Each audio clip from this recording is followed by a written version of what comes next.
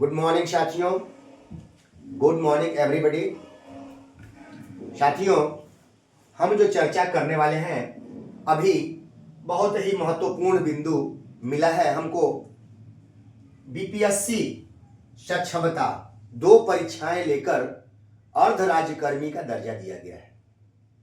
पूर्ण राज्यकर्मी नहीं, अर्ध राज्यकर्मी। मैं इसे हमेशा कहूंगा अर्ध राज्यकर्मी। 2 परीक्षाएं ली गई, इसको कठिन बताया गया और इसको मामूली बताया गया हमारे माननीय मुख्यमंत्री जी के द्वारा। और ये मामूली जो परीक्षा लिया गया, इस कंपनी को ही ब्लैक लिस्टेड कर दिया गया। हंसी आती है इस सरकार पर और हंसी आती है उन साथियों पर जो डंके की चोट पर कहते हैं कि हम तो सक्षमता पास करके आ गए। चलिए ठीक है, मान लीजिए हमारे भाई ही हैं, वो भी हमारे भाई हैं, सरकार के गलतफहमी में पड़ गए तो सरकार के झांसे में आ गए, सरकार का शिकार बन गए। तो ये दोनों परीक्षाएं सरकार ली। कठिन कौन थी, इसका निराकरण आप ही करेंगे, ठीक है। कठिन कौन परीक्षा थी, अपना विचार दीजिएगा। अब आते हैं इन दोनों कठिन परीक्षाओं से बने हुए शिक्षक। एक शिक्षक हुए विद्यालय अध्यापक और दूसरे बने विशिष्ट शिक्षक। विशिष्ट शिक्षक, ये 2 शिक्षक बने। शिक्षकों की 2 नई श्रेणियां आ गई, नया जन्म हुआ, शिक्षक अवतार हुआ, विद्यालय अध्यापक और विशिष्ट शिक्षक 2 हुआ। अब इनमें ये कठिन परीक्षा देकर ये भी बने और ये सक्षमता देकर ब्लैक लिस्टेड कंपनी द्वारा देकर के बने, ये विशिष्ट कहलाए।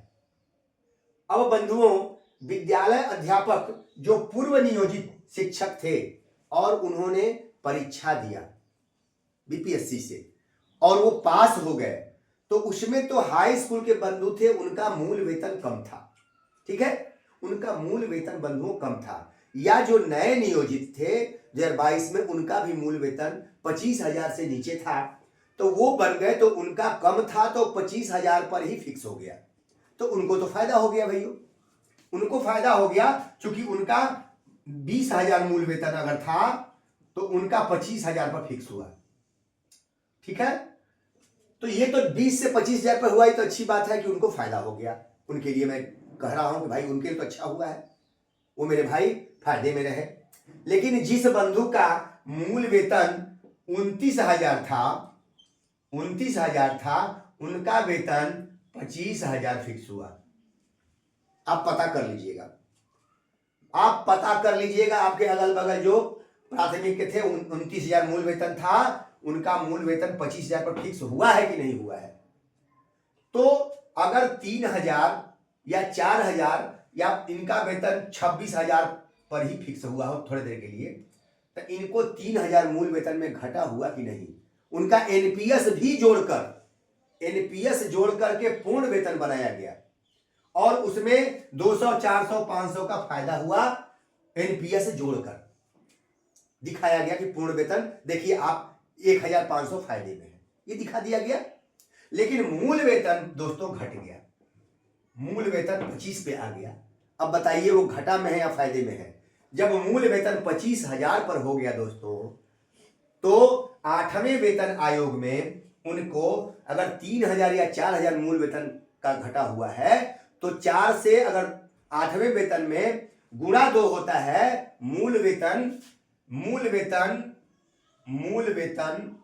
गुणे अगर 2 होता है, तो 4,000 मूल वेतन में घटा लगा, तो 8,000 का घटा हुआ कि नहीं दोस्तों मूल वेतन में।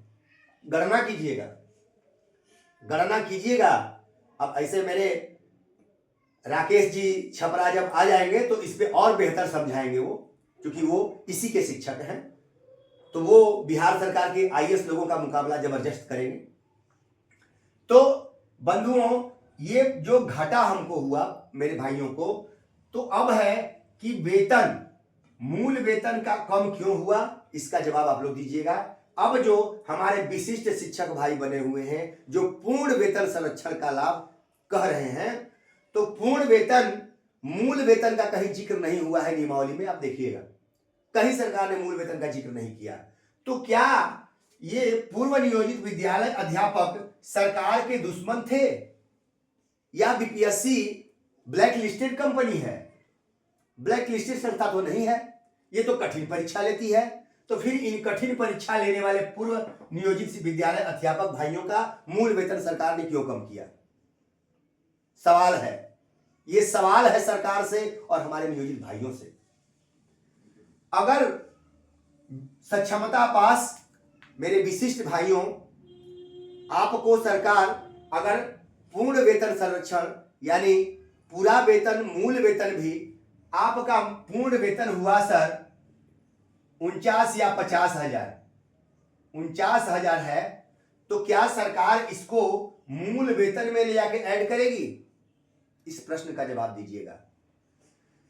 ये ऐसे कई सवाल हैं जो सवाल घेरे लगाते हैं। अगर हमारे भाइयों को मूल वेतन अगर सरकार बढ़ा देती है तो हमें खुशी होगी और इसी आधार पर हम विद्यालय अध्यापक भाइयों का भी जो पूर्व नियुक्त है उनका मूल वेतन घटाई है सरकार, उसके लिए लड़ जाएंगे।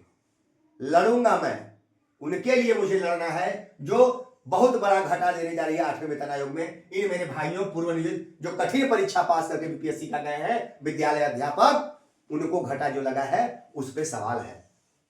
लड़ाई लड़ेंगे, घबराएं नहीं मेरे दोस्तों, मैं सबकी लड़ाई।